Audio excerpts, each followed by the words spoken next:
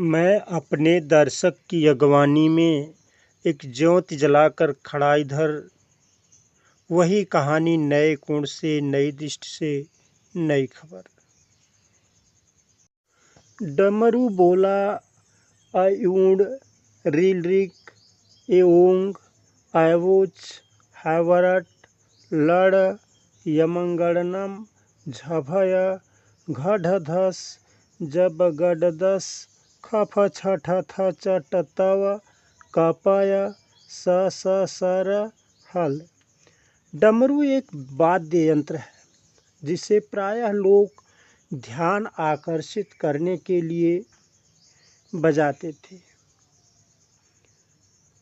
इसे आज भी गांव में फेरी देने वाले ध्यान आकर्षित करने के लिए बजाते हैं। इसी को डुगडुगी या डुग्गी भी कहते थे। डुग्गी का कुछ व्यापक अर्थ भी लिया जाता था। भगवान महेश के डमरू से उत्पन्न जो ऊपर कही गई हैं आ ईउड़ आदि ध्वनियाँ, इन्हीं ध्वनियों को माहेश्वर सूत्र भी कहते हैं। कहा जाता है कि महर्षि पाणिनि जब संस्कृत व्याकरण को सूत्रबद्ध करना चाह रहे थे और बहुत मानसिक प्रयत्न करने के बाद भी कुछ समझ नहीं आ रहा था, तब उन्होंने व्याकरण शास्त्र की सफलता व पूर्णता के लिए अपने इष्टदेव भगवान महेश की कठिन तपस्या की। भगवान शिव प्रसन्न होकर प्रकट हुए। जैसे ही भगवान महेश अपने आगमन की सूचना देते हुए डमरू बजाए, उससे डिम डिम की बजाय विचित्र सी आवाज़ निकली। उस ध्वनि में सूत्रवत वर्णक्रम थे, जिसके ज्ञान से उन्होंने लगभग 3500 सूत्रों में ही संस्कृत के व्याकरण को सुनिश्चित कर दिया। सूत्र उस समय की आवश्यकता थे जब टंकण और लेखन आसान नहीं था। सारी चीज़ों को स्मृति में संजोना होता था। उस समय सूत्रों के माध्यम से विस्तृत वर्णनों को संक्षेप कर लिया जाता था। यहाँ इस वीडियो में हम माहेश्वर सूत्र के पीछे की कथा को नए कोण से देखने की कोशिश करेंगे। शिव के विषय में हम कुछ निश्चित नहीं कह सकते। डमरू से ऐसी ध्वनि का उत्पादन भी संभव नहीं है, असंभव है। फिर इसके पीछे की कहानी और क्या हो सकती है?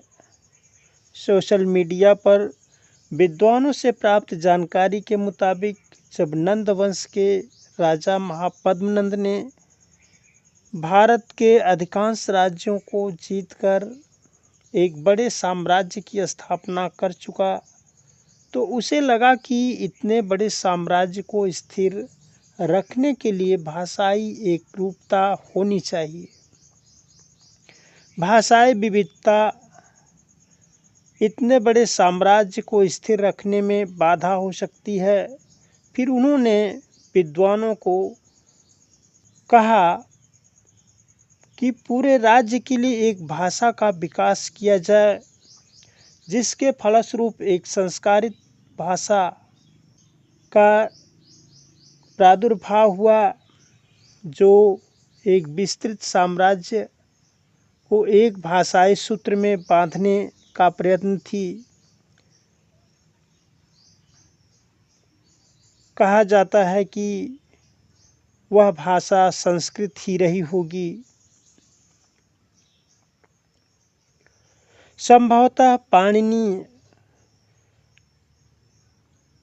उन्हीं विद्वानों में से एक थे जो भाषा को संस्कारित कर रहे थे। बात पाणिनीय व्याकरण या माहेश्वर सूत्र की उत्पत्ति पर हो रही है, तो हमारी संस्कृति है कि हम अपनी सफलता का श्रेय स्वयं नहीं लेते। किसी सृष्टि का कर्ता धर्ता स्वयं को मानना हमारी संस्कृति में अहंकार या घमंड माना जाता है।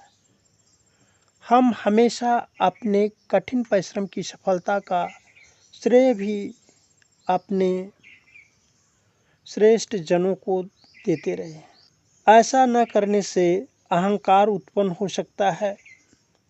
हम अपनी सफलता के पीछे खुद को न मानकर अपने श्रेष्ठ जनों, माता पिता, गुरु या इष्ट देव को मानते हैं। महर्षि पाणिनि ने भी व्याकरण व वर्णमाला के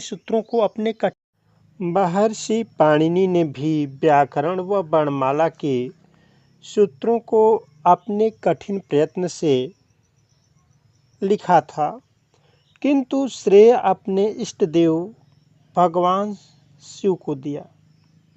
उन्होंने कहा, भगवान शिव की कृपा से ही सब कुछ हुआ है, वरना मैं क्या कर सकता हूँ। इसी सत्य को, इसी संस्कृति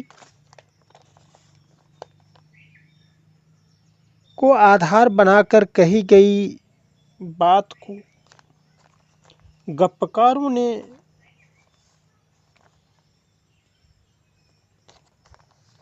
टीकाकारों ने एक झूठी कहानी के रूप में परिणत करके पाणिनि के सूत्रों को डमरू से उत्पन्न माहेश्वर सूत्र बता दिया। इसी छोटी सी वीडियो के साथ समाप्ति के